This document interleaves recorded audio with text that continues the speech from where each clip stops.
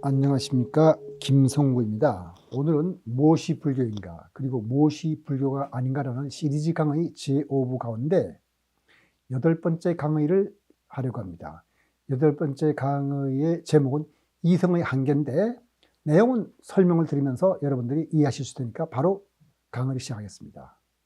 과학적 진리가 위력을 발휘하는 것은 두 가지가 있습니다. 하나는 관찰된 사실에 대해서 반복적인 실험을 통해 가지고 객관적으로 검증한다는 것이고, 객관적으로 검증하는 게 중요하죠. 나만 검증하는 것이 아니라 내 친구도 할 수 있고 남도 할 수 있고, 다른 하나는 관찰된 사실을 수학적으로 정리했기 때문에 이것은 그냥 논리적으로 정리했다고 보면 됩니다. 그러니까 수학적으로 정리한다고 해서 물리학만 그렇다는 것은 아닙니다.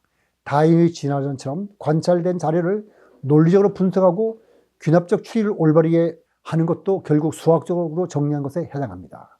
중요한 것은 수학이 아니라 논리적으로 올바른 추리를 한다는 거기에 있습니다. 논리 법칙은 잠깐 한번 살펴보도록 하죠. 우선 동일률, 이건 뭐냐면 A는 A다는 것이죠. 그렇게 말해도 됐고, A는 A이면서 A가 아닌 것일 수는 없다. 그것이 같은 것이고, 하나는 배중률, A와 B와 같거나 A와 B는 다르다. 그런 거죠.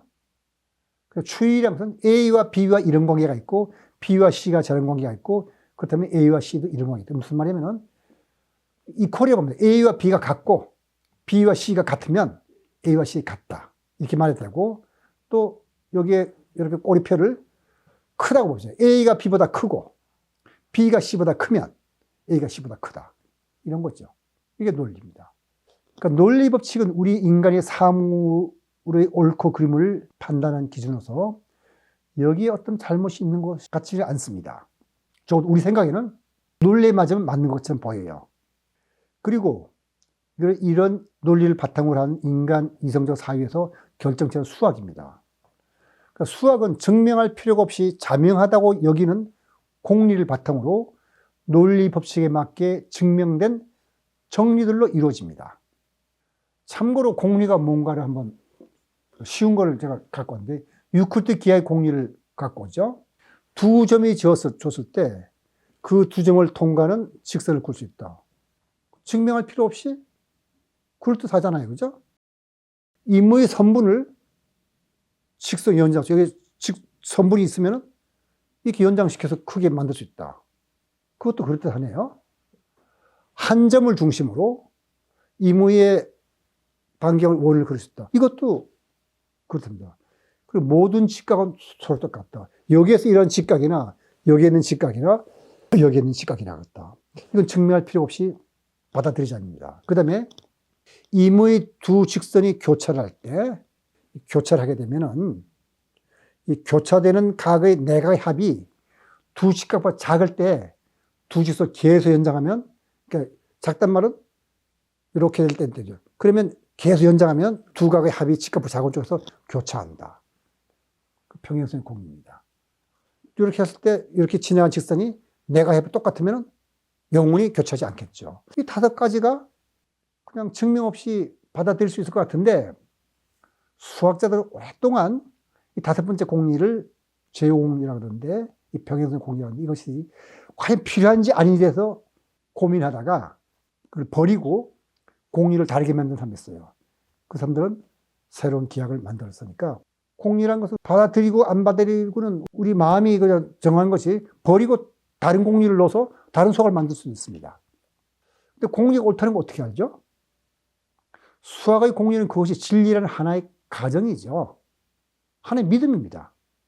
그러니까 수학의 바탕은 공리가 진리란 수학적 믿음이니까, 옳고 그른 것은 믿음이 그 바탕이네요. 과학도 수학의 공리처럼 하나의 가정을 세우는데, 이 가정은 물리학이건 진화론이건 귀납적 추리를 통해 얻은 겁니다. 그러니까 신경과학에서는 두뇌 상태가 마음이라는 것이 기본 가정이죠. 그거 역시 귀납적 추리를 통해서 얻은 거니까 과학적 믿음입니다. 과학도 수학도 믿음이 바탕이라면, 과학적 믿음과 수학적 믿음과 또 믿음 또 하나 있죠. 종교적 믿음이죠. 그 세 차이는 어떤 차이가 있을까를 우리가 생각해 봐야겠죠. 종교적 믿음은 성자가 마음으로 깨달은 진리를 보통 사람들이 옳다고 믿는 것이고, 수학적 믿음은 논리적 추론을 통해 옳다고 믿는 것이고, 과학적 믿음은 보통 사람들이 자연현상으로부터 감각기관을 통해 받아들인 정보를 논리적으로 추론해 세운 가정입니다. 셋 다 믿음이에요. 근데 종교적 믿음은 성자가 마음으로 깨달은 진리고, 수학적 믿음은 논리적 추론을 통해서 옳다고 믿는 것인데, 성자가 깨달은 진리보다 보통 사람들이 논리적 추론을 통해서 옳다고 믿는 것이 더 진리일까요? 좀 생각할 필요가 있어요. 그리고 종교적 진리는 성자가 한번 옳다고 선언한 이상 그것이 바뀌는 법은 없습니다. 부처님이 사람을 윤회한다 했으면 이제 불교에서는 그걸 바꿀 수가 없어요. 삼법인 무상고 무아 말했으면 안 바뀌어요. 수학적 진리 역시 한번 옳다고 증명되면 다시 수정되는 법이 없습니다. 그걸 정리라고 부르는데, 수학적 진리. 그러니까 종교적 진리와 수학적 진리는 이렇게 닮은 데가 있네요. 둘이. 차이가 있다면. 종교적 믿음은 보통 사람은 잘 깨닫지 못하는 것을 아주 마음이 맑고 멀리 내다보는 성자가 깨달은 거고, 수학적 진리는 보통 사람들도 고개를 끄덕거리고 수긍할 만한 거고, 어느 쪽이 더 진리에 가까울까? 이걸 우리가 좀 생각해 봐야죠. 반면에 과학적 진리는 시간이 흐르면서 자연에 대한 이해가 깊어지면서 바뀌는 경우가 많습니다. 보통 사람들에게는 종교적 믿음보다는 과학적 믿음과 수학적 믿음이 더 믿음직스러운 사실이에요. 수학적 믿음에서 나온 명제는 증명할 수가 있고, 과학적 믿음에서 나온 예측은 관찰을 통해서 확인할 수가 있는데, 종교적 믿음은 성자의 깨달음에서 오는 것이기 때문에 보통 사람들은 그런 깨달음이 없으면 그것이 왜 옳은지가 알기가 어렵습니다. 그런 차이가 있는 거죠. 사실은 세 가지 믿음 중에서. 앞서 살펴본 바와 같이 유클리드의 기하의 공리는 보통 사람들도 쉽게 이해할 수 있어요. 과학의 가정도 마찬가지로 쉽게 이해할 수 있습니다. 물론 수학의 분야에 따라서는 전문적인 용어로 공리를 표현하기 때문에 보통 사람은 이해할 수 없는 경우가 있지만은, 약간의 설명만 들으면은 수학의 전문 분야에서 나오는 공리도 이해할 수가 있어요. 그렇다면 수학적 믿음이 옳다고 가정하면 수학은 모든 명제에 대해서 옳고 그름을 판단할 수 있을지 한번 생각해 보는데, 그러기 전에 먼저 자기 언급이라는 어떤 개념을 검토한 다음에 이 수학이 과연 모든 명제에 대해서 옳고 그름을 판단할 수 있는지를 살펴보도록 하죠. 자기 언급이라는 건 이런 겁니다. 예를 들어서 위대한 물리학자 뉴턴과 철학자 라이프니츠 사이에 언쟁이 있었어요. 원래 두 사람이 그 미적분도 거의 비슷한 시기에 발견해가지고 내가 더 잘났느냐, 네가 더 잘났느냐 싸우다가 결국 사람들이 뉴턴이 더 잘났다고 인정해서 라이프니츠가 속상해 죽었는데, 사실 라이프니츠 대단한 사람이거든요. 한번 뉴턴이 이렇게 말했다 합시다. 라이프니츠는 거짓말쟁이다. 라이프니츠는 뭐냐면 뉴턴은 정직한 사람이다. 그럴 수 있죠. 뉴턴은 그렇게 말하고 라이프니츠 이렇게 말할 수 있어요. 근데 인간의 논리로는 뉴턴이 정직한 사람이거나 거짓말이거나 둘 중에 하나라고 가정할 수밖에 없는데, 근데 어느 쪽으로 가정하더라도 모순이 따라요. 왜 그러냐면은 뉴턴의 말은 진실이니까 라이프니츠는 거짓말 해야 되는데, 만약 뉴턴이 진실이었다면 거짓말 해야 되는데, 라이프니츠가 뉴턴이 정직한 사람이 갔으니까 라이프니츠가 거짓말쟁이가 아닌 거 되죠. 따라서 뉴턴이 거짓말한 겁니다. 만약 뉴턴이 거짓말이라고 가정하도록 논리는 따집죠. 뉴턴이 거짓말쟁이니까 뉴턴이 말은 진실일 수 없어요. 따라서 라이프니츠는 정직한 사람이어야 됩니다. 그런데 이 정직한 사람이 뭐라고 하냐면, 뉴턴 정직하다고 했으니까, 거짓말쟁이가 정직하다고 했으니까 모순 따르죠. 어떻게 결론 내리더라도 모순이 생겨요. 뉴턴이 라이프니츠는 거짓말쟁이라고 했는데, 라이프니츠가 뉴턴은 정직한 사람이라고 뉴턴의 말을 시인했으니까, 이것은 라이프니츠가 나는 거짓말쟁이라고 말한 것과 마찬가지예요. 그럼 여기서 주목한 말은 이의진 대명사 나라는 말이죠. 나는 거짓말쟁이에요. 그러니까 아까 진술 A를 이렇게 한 문장으로 만드시죠.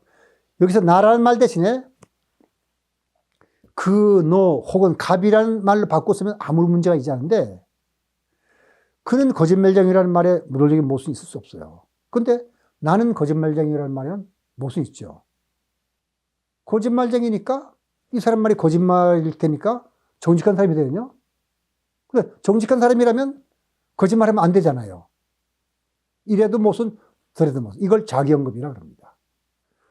모순이 일어나기도 하고 일어나지 않기도 하는 이유는 간단합니다. 나를 제외한 모든 명사나 대명사는 나에 대해서 객체입니다. 주체 내가 객체에 대해서 언급하는 것은 아무런 문제가 일어나지 않아요. 논리법칙은 객관적인 대상에 대해서만 성립하는 거거든요. 진술 B가 문제가 되는 것은 사물을 기술한 주체가 자신에 대해서 기술했기 때문입니다. 이렇게 주체가 자신에 대해서 언급하는 것을 논리학에서는 자기언급이라고 말하는데 이때는 주체가 객체도 되기 때문에 모순이 일어나요. 자기언급은 수학에도 문제가 됩니다. 바로 인간 지성의 결정체가 수학이고 수학에는 모순이 없어야 한다고 사람들이 믿어왔습니다. 오래전부터 수학의 체계에는 모순이 없음을 증명하는 시도가 있었는데 근데 증명하려고 시도하다 보니까 처음에 생각했던 것과 달리 엉뚱한 결과가 나왔습니다. 아주 유명한 사람으로서 쿠르트 괴델인데 괴델이 인간의 이성에는 어떤 한계가 있음을 말해주는 그 두 가지 불완전 정리를 증명한 겁니다. 뭐냐면은 제일 불완전 정리. 수학의 공리체계가 완전하다. 수학의 공리체계에 아무런 모순이 없다면 옳은 것만 모아놓은 거예요. 옳은 것만 모아놓고 그 옳은 거를 바탕으로 여러 가지 옳고 그름을 증명해서 정리를 만들어 보다 보니까 그중에 어떤 명제, 그 공리체계 안에는 반드시 옳고 그름을 증명할 수 없는 명제가 하나는 존재한다는 겁니다. 옳은 것만 모아놨는데 제2불안정리는 수학의 공리체계가 완전하면, 즉 모순이 없다면 이 공리체계에 아무리 모순이 없다는 사실을 이 공리체계만으로는 증명하기 불가능하다. 예를 들면 이런 겁니다. 우리가 실수체계라는 거 있죠. 덧셈, 뺄셈, 나눗셈 하는 실수체계. 그게 맞으니까 우리가 다 그거를 이용해서 길이도 재고 돈도 타는 거죠. 근데 그게 옳다고 증명할 길이 없어요. 그걸 증명하려면 그보다 더 큰 복수체계라는 게 필요해요. 그 복수체계가 맞다는 걸 누가 증명합니까? 그보다 더 큰 체계가 필요해서 끝없이 어떤 체계보다도 그것이 옳다는 걸 알려면 더 큰 체계가 필요하다는 것이 이런 것이죠. 이 두 가지 정리를 풀이해서 설명하자면 우리가 분별지라는 이성적 사회거든요. 분별지로 시비를 가리려 들면 뉴턴과 라이프니츠 언젠과 같은 그런 경우가 반드시 일어난다는 것입니다. 그러니까 분별지로 판단하는 것이 옳다는 걸 확인하면 더 큰 지혜가 필요하고 이 지혜가 판단하는 것도 또 더 큰 지혜가 있어야 한다는 그런 뜻입니다. 왜 이런 결과가 나왔는지 한번 생각해 보기로 하죠. 괴델의 불안정성리가 말하는 것은 수학에 어떤 모순이 있다는 그런 얘기는 아닙니다. 이 불안정성리가 말해주는 것은 인간의 이성에는 근원적으로 어떤 한계가 있다는 그런 뜻입니다. 모순이 없는 수학의 공리체계를 자신이 아닌 다른 명제에 적용하면 아무 문제가 일어나지 않아요. 그러나 이 체계가 자기한테 적용해갖고 내가 완전하냐고 증명하려면 역설이 일어나는 것이죠. 이게 바로 괴델의 불완전성 정리가 말하는 내용으로서 괴델의 불완전성 정리도 자기 언급 때문에 일어난 겁니다. 그러니까 불완전성 정리는 수학 공식을 기본 법칙으로 삼고 논리적으로 옳고 그름을 판단하는 과학에도 적용돼야 되겠죠. 물론 뇌신경과학에도 불완전 정리가 됩니다. 그러니까 두뇌 상태의 마음이라는 것이 현재 신경과의 기본 가정으로서 이게 수학의 공리에 해당하는데 이것만으로 다 설명 못해요. 물리학은 기본 방정식이 완벽해 보이더라도 그 기본 방정식을 설명할 수 없는 진리가 있게 마련입니다. 그러니까 물리학이 더 커지는 거죠. 뉴턴력학으로 설명하지 못하던 것을 일반 상대선 이론으로 설명하고 또 뉴턴력으로 설명하던 것을 양자역학으로 설명하는 거고 인지과학은 어떤 이론적 틀로서 틀이 뭐냐면 수학의 공리에 대한데 그것을 설명할 수 없는 마음의 성질과 기능이 있게 마련입니다. 그러니까 불완전성 정리를 과학에 적용하면 과학 이론에는 그 이론만으로는 설명할 수 없는 새로운 과학 현상이 있게 마련이라는 결론을 얻게 됩니다.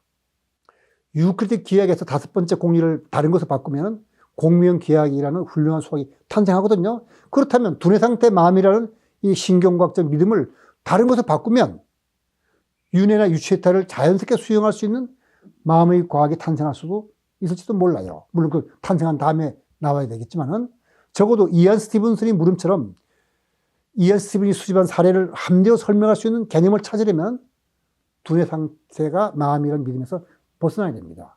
그게 벗어나기 싫으면은 이안 스티븐이 수집한 사례가 어디가 틀렸는지를 말을 해야 되거든요. 그걸 틀렸다고 말할 수 없다면은 두뇌 상태가 마음이라는 믿음에서 벗어나야 되죠.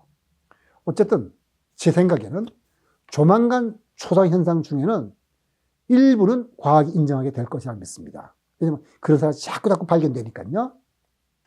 물리학과 달리 신경과가 마음을 연구하는 학문입니다.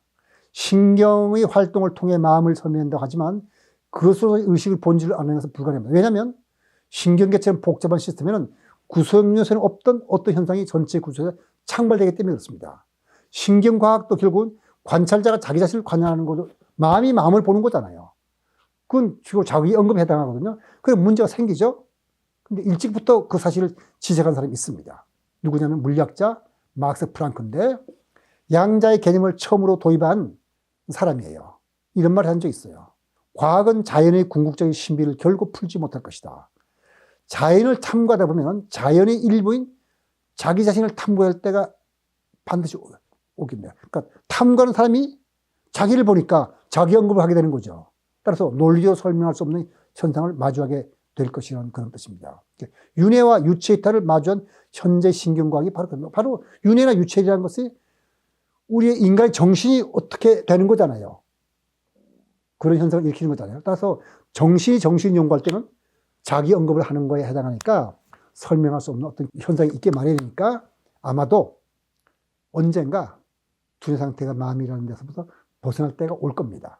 그래서 윤회나 유체이탈 같은 현상이 신경과의 기본 공률은 아마 풀 수 없는 현상일 텐데 그건 이미 제가 지난번에 설명드렸으니까 왜 그런지 여기서 또 설명드릴 필요는 없겠죠.